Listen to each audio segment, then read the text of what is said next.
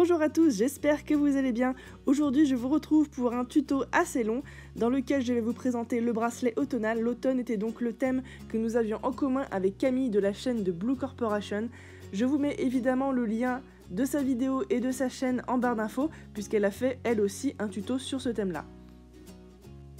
Je vais commencer par sélectionner les couleurs qu'il faut, découper des disques et en faire une espèce de pile que je vais mettre dans ma seringue à vis. Ensuite je choisis le carré pour réaliser cette espèce de boudin.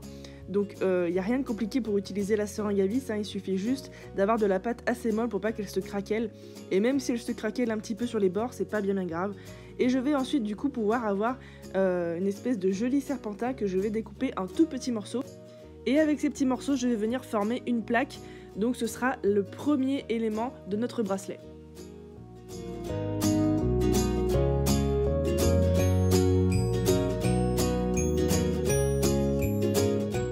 Alors pour ceux qui vont me poser la question, ma seringue à vis, je l'ai trouvée sur AliExpress. Pour l'instant, c'est celle qui a tenu le plus longtemps et qui est de meilleure qualité. Je l'ai payé 6 € et franchement, toutes les autres, elles n'ont pas tenu 2 semaines une fois que je les ai utilisées. Alors je fais pas souvent ce genre de canne, mais c'est vrai que c'est tellement simple et rapide à faire. Il suffit juste de découper quelques disques, de les mettre dans l'ordre que vous voulez et ensuite de les passer dans la machine. Un petit conseil cela dit, si jamais vous voulez pas trop voir une certaine couleur et faire en sorte que ce soit le tour de la canne et pas l'intérieur. Là par exemple j'ai voulu que ce soit le bordeaux à l'extérieur et du coup qu'il y ait des couleurs un peu plus claires à l'intérieur. Mettez le disque de bordeaux en premier en sortant de la canne et du coup ça donnera ça.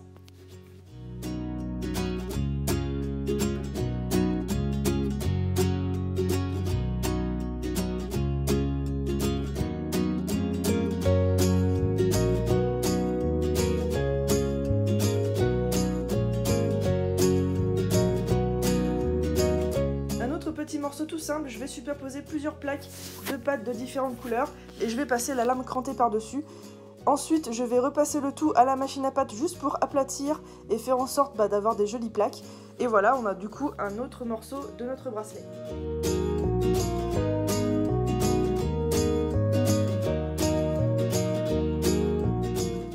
J'ai ensuite fait un classique Mokumegane Wide Magic, genre je sais pas.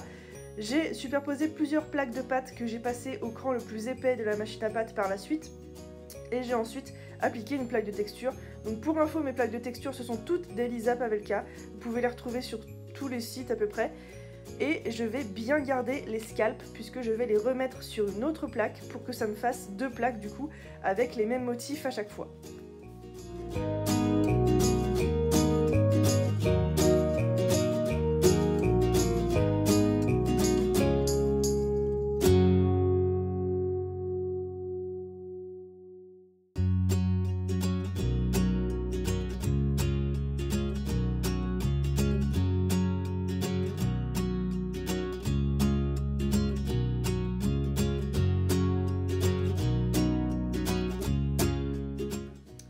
Autre petite chose, je vais découper mes plaques avec une lame crantée et je vais ensuite réassembler tous les petits morceaux pour former une nouvelle plaque.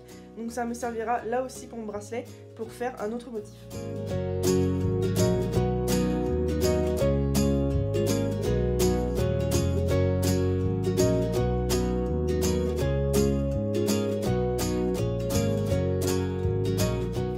Lorsque toutes vos plaques sont bien prêtes, bien aplaties, toutes au même cran, il faut vraiment qu'elles soient toutes de la même hauteur, sinon ça ne marchera pas ou alors vous aurez du mal à les assembler.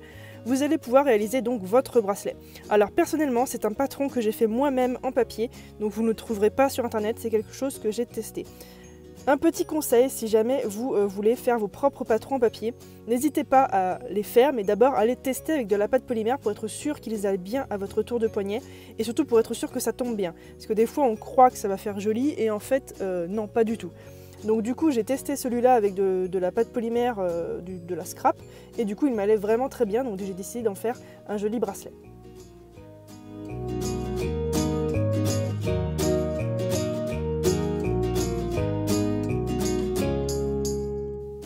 Alors peut-être que vous l'aurez remarqué, mais je m'y prends extrêmement mal pour assembler mes plaques sur mon bracelet. Je n'aurais pas du tout faire comme ça. Mais il s'agissait d'un jour où j'étais extrêmement pressée Donc du coup j'ai fait un petit peu de la merde, mais bon c'est pas bien grave. En fait ce que j'aurais dû faire c'était découper mon patron en papier, le placer sur mes plaques et ensuite du coup assembler tous les petits morceaux ensemble. Là ça s'est pas du tout passé comme ça, j'ai fait ça un petit peu à l'arrache, je l'avoue. Mais voilà, si jamais vous refaites ça chez vous, n'hésitez pas à découper votre patron, s'il faut à dessiner dessus là où vous voulez découper pour avoir des morceaux etc. qui vous correspondent. Et ensuite seulement vous posez ce morceau de papier sur votre plaque de pâte, vous découpez par-dessus et là vous aurez quelque chose qui sera vraiment d'équerre. Donc du coup ici j'en ai un petit peu chié du coup pour avoir des plaques qui allaient bien ensemble, qui étaient bien découpées. Et le plus important aussi, bien évidemment, puisque je vais poncer la création ensuite pour avoir un rendu un petit peu plus brillant, évidemment avoir quelque chose d'assez lisse. Donc du coup j'ai passé aussi beaucoup de temps à lisser ma création avec du papier sulfurisé.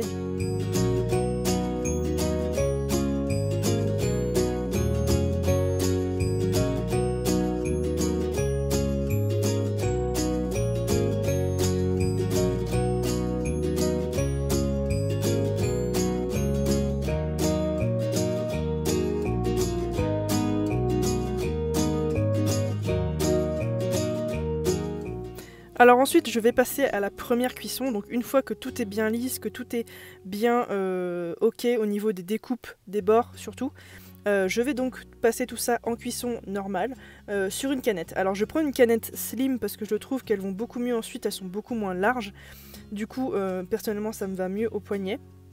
Mais vous pouvez prendre une canette normale de coca, ça marche aussi très bien. Je vais donc passer tout ça autour de ma canette, faire cuire et ensuite je vais passer à la semelle.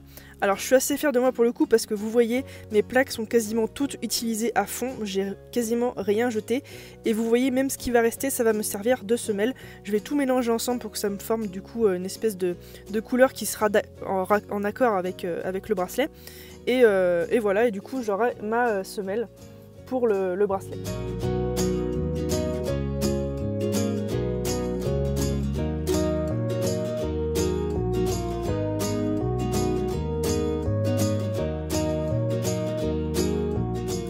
Entre la partie du dessus et la semelle, je vais évidemment rajouter quelques gouttes de fimo liquide pour être sûr que ça adhère bien et je vais ensuite tout simplement découper tout ça. Alors vous voyez que ma pâte est relativement souple parce qu'elle vient de sortir du four et de toute façon c'est quasiment que la cernite donc c'est relativement souple même après cuisson et ça va quand même reprendre la forme de bracelet puisque de toute façon je vais tout remettre sur ma canette pour pouvoir avoir la dernière cuisson. Je fais ma petite signature et ensuite je passe au montage.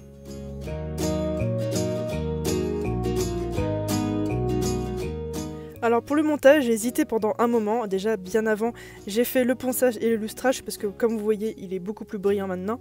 J'ai hésité entre un bouton ou un laçage avec du fil.